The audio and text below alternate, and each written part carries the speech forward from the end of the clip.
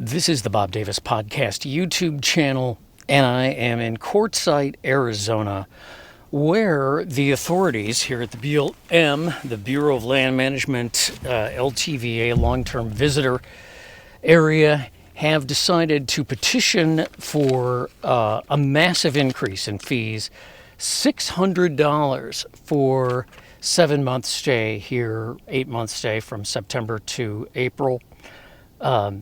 For people to camp here at the BLM. Now, I'm the only person here. It's been 108 degrees.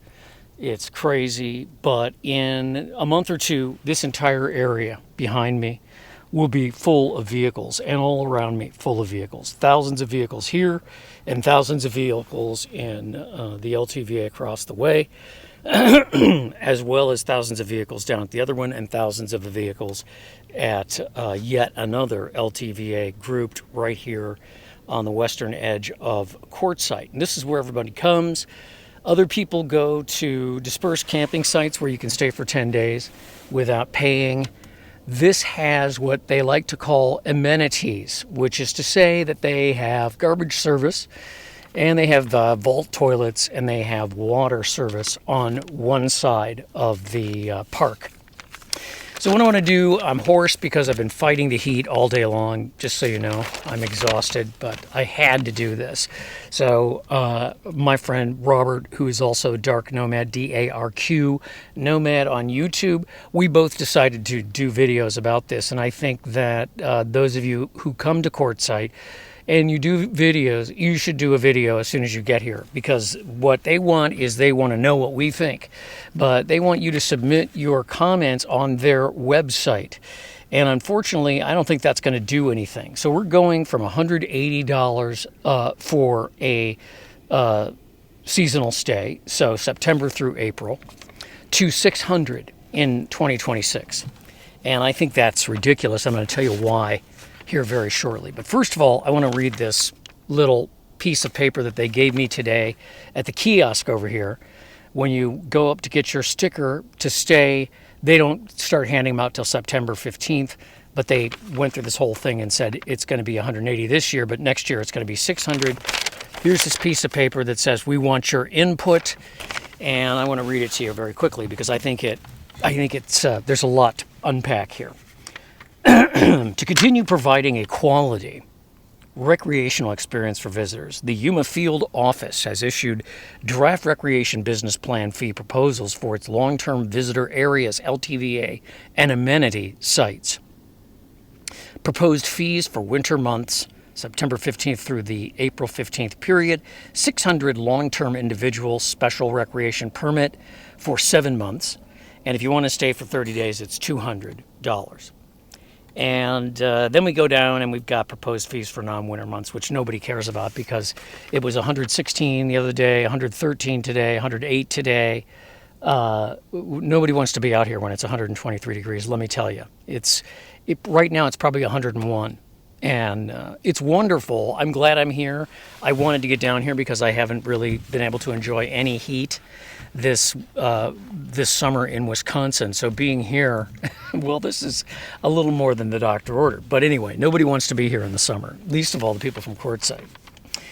And then they have to add this little missive right here at the bottom. Did you know 100% of fees collected at recreation sites stay with the local program for maintenance, improvements, and visitor services at the site or area where they're collected? Well, you probably can't see it, but about 100 yards behind me is a dump station, several dump stations for RVs, and water stations for people to get free water. 3 years ago, they put this in, and it has never worked because the project was so badly mismanaged. They don't have enough water pressure to make it work. And people keep sending me messages saying, "Hey, is that dump station on La Posa or Tyson Wash open?" And the answer is no, it is not open. The other one across the way was put in late 70s, late 79, something like that, early 80, and there's a lot of issues with that particular. You get a few thousand RVs over there, and it doesn't smell too good. And then last year, you may have watched, Robert and I did a video sitting in front of a massive pile of trash that the so-called amenities, they never came to empty the trash at the beginning of the year until later. And we had literally, I think a public health problem. They finally came and took care of it. So what they refer to as amenities, to me, an amenity is a hot shower. Free water is great. It's a byproduct of dump stations, and vault toilets are great as long as they are kept clean. These vault toilets, generally speaking, the one up here by the kiosk, that's always clean. But as you work your way back in the back, you will find that those vault toilets are often, you just can't use them. So people end up using other means to deal with their waste because you can't even go in some of these places. And then every year people steal toilet paper. It's a ridiculous situation, but I would hardly call these things amenities. So why am I talking about this? Well, first of all, these guys came up to me and they said, they didn't come up to me. I went to the kiosk and I was confused as to why they were trying to sell this to me as though this was a good idea. They said, well, BLM hasn't been able to increase their prices since 2008. So this is a proposal to increase fees. Well, you're increasing fees, I don't know, 400%. That's ridiculous. So double would be close to 400. Another 400 would be 50% at least. And that's really not good. That's 100, maybe plus 100% or 200% increase in fees in 1 year after not changing the fees for years since 2008. So I'm a little tired. My brain ain't working too good because it has been very hot out here, and I might have to get up and go get my Gatorade just to get some electrolytes into me while I'm talking. But I want to finish this before it gets dark while we watch this beautiful sunset back here. One of my pet peeves is government agencies that refer to themselves as being in business. Well, we're in the business of doing this, or we're in the business of doing that. You're not a business. BLM, you're not a business. You're not in the business of doing anything. You're not a hospitality provider. You're not a campground provider. Because if you were, that thing out there would work, and it would be working great. And there wouldn't be any issue with the bathrooms, and there wouldn't be any issue with water pressure anywhere, and there probably would be showers as well. So I'm sorry, but the business part of this is ridiculous. So that's the first thing, and I want to point that out because these government agencies and these bureaucrats love to refer to themselves as serving clients and being in business because they think they're Disneyland. I guess with the Park Service, maybe, because it's a little higher level effort to curate and to preserve the parks and so forth. But the Bureau of Land Management performs a very important task. The Bureau of Land Management, in my view, is pretty much buffer zones between military bases, Indian reservations, and civilization. And so they provide these places for us to come out and use them, generally speaking, for free. This is the only place in the country that I have found, sorry, I have to clear my throat, but I have no voice. With few exceptions, that most BLMs do not charge. And except for the BLMs that are built like National Forest Service camps, and it's $8, $10, or $15 a day. And you pay that when you go in, just like you do at a National Forest Service campground. So I hesitate to denigrate the BLM. What I don't understand is what they think they're doing. And so what I'm going to do, Robert went on and on in his video, and I think it was important, my friend Robert, Dark Nomad, about one of the reasons and one of the problems we have out here is we have a lot of people coming out here in cars and things like that due to the efforts of one Bob Wells who tries to tell people that we're like the Plains Indians. We nomads are hunter-gatherer types. And we are hardly hunter-gatherer types. We go to the store and hunt and gather cans of beans and steak or rice or whatever we're buying, and that's the extent of our hunter-gatherer. But there's a lot of people out here that have been exhorted to come out here, and I've done videos about it, and we talked about it all last season, because this is a way to basically not have to pay rent. So there's a couple of bigger pieces here which I want to mention, and I do longer form videos, so I'm going to mention. The first big piece is most people do not understand inflation, and especially people in government. They don't understand inflation. Inflation, as it is currently measured, is merely a rate of change of prices. So we have 2% inflation right now, and that means that prices are increasing at 2% on the heels of 6 and 5 and 8 and 10% inflation over the past 2 years that have driven up prices to the point now, even with wage increases, most people who are working and have had wage increases are still 60% below the buying power that they had in 2019 before the pandemic. And what caused the inflation was two things. It was fiscal stimulus, and it was monetary policy. And a lot of the people who are commentators will try to tell you it's because of shortages. And I don't agree with that. Most inflation, if not all inflation, is a monetary phenomenon. And as Milton Friedman said, it is created exclusively in Washington, D.C., either by Congress or by the Federal Reserve. And that's what caused our inflation. You don't get to come after the fact. We now have 2% inflation. We've had high interest rates to drive down the rate of inflation, which appears to have been relatively successful. We have a contracting oil price. We have a contracting gas price. Gas prices are plummeting as I speak. We have a lot of signs of deflation in the economy, and we have a slower job creation, and eventually we're going to start to see higher unemployment.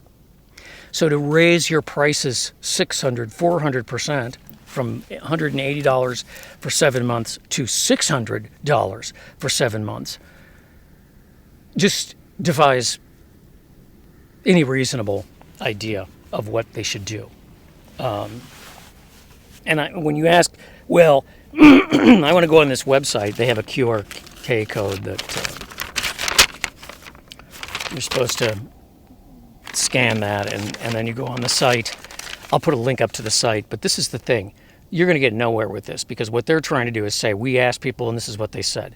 What people need to do is they need to write a letter and to call the Secretary of the Interior, which controls the BLM. The Secretary of the Interior and the Interior Department is not in New Mexico. It's not where the head of the BLM is. It is in Washington, D.C. And if you have a congressman that you exchange letters to or from, or can call your congressman as well and tell them that this is ridiculous, because it's an outrageous price increase at a time when people just simply can't afford any more price increases. Now, I'm going to talk about this, and then I'm done because I have no more voice. And I'm just going to sit back. Let me sit up, pull the chair up, and then I'll sit back a little bit so you can see me.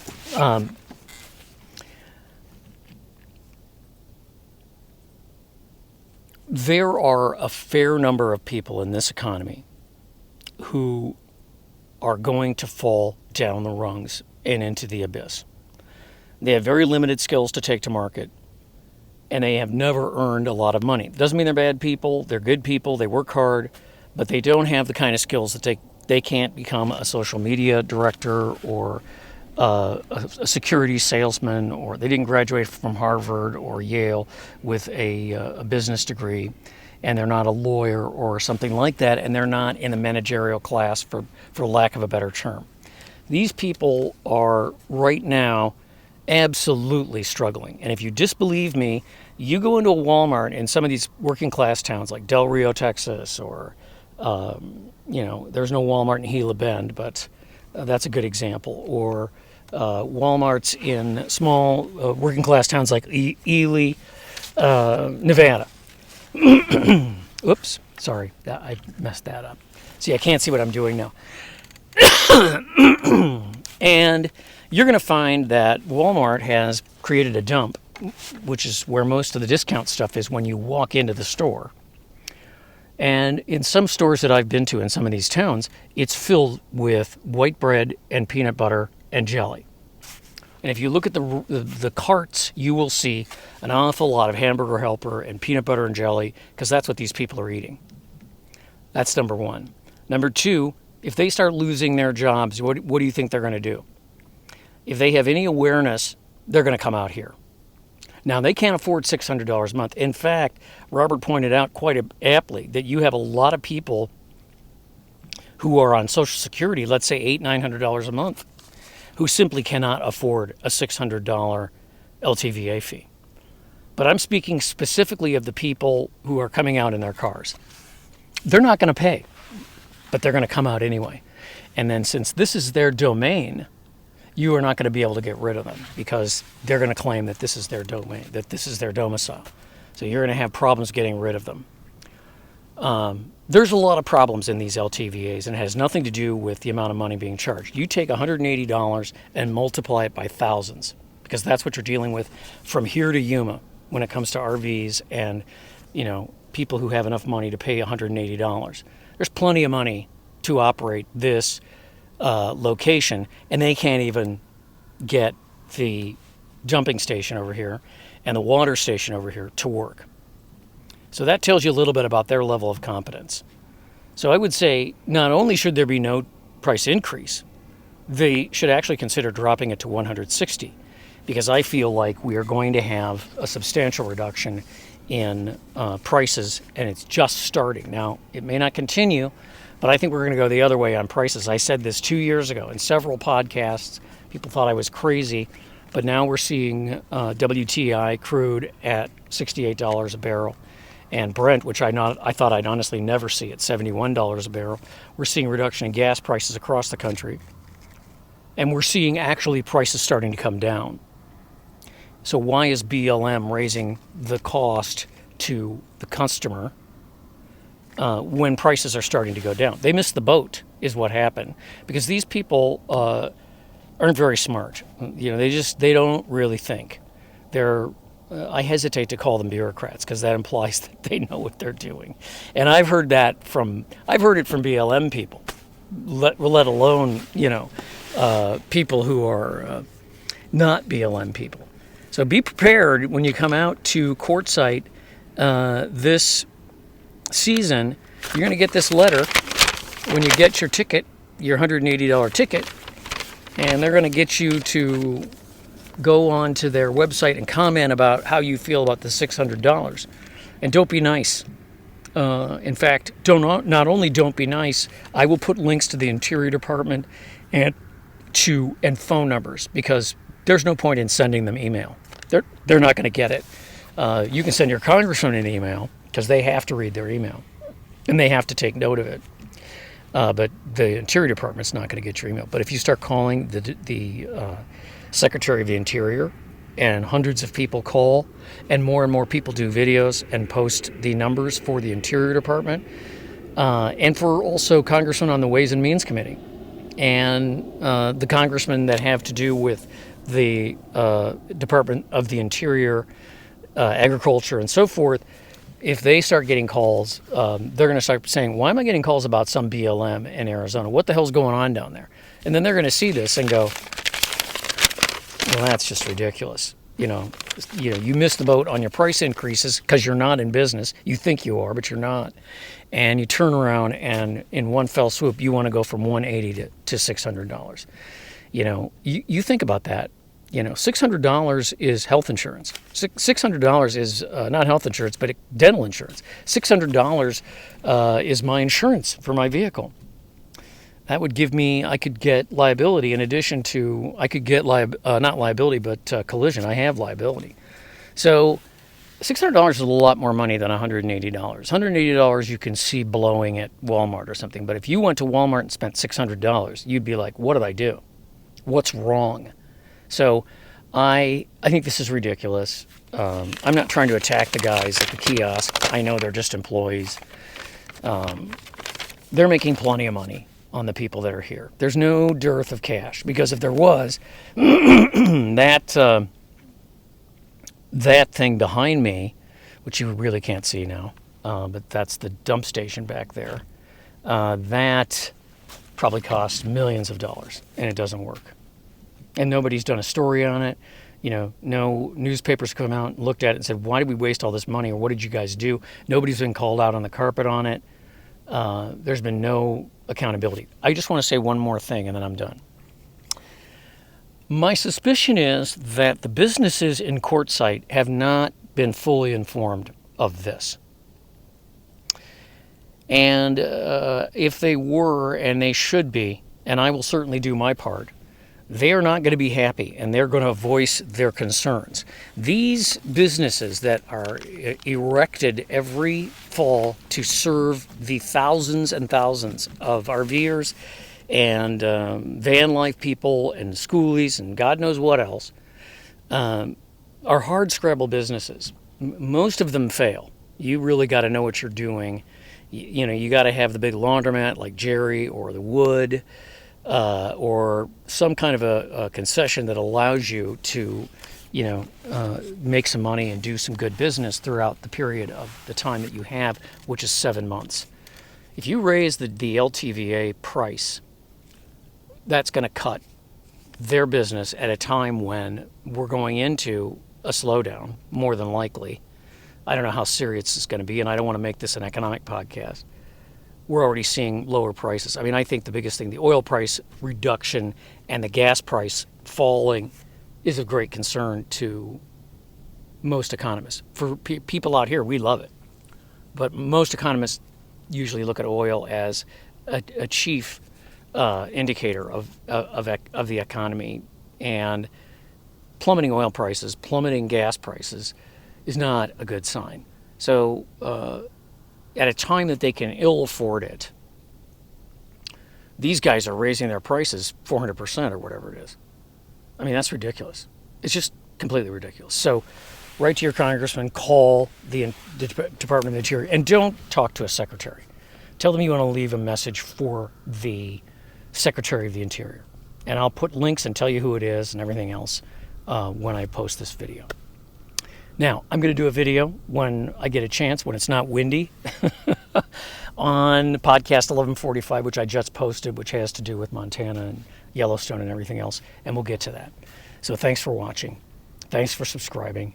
Now I can have some Gatorade or Powerade, and I'll feel a lot better. Boop.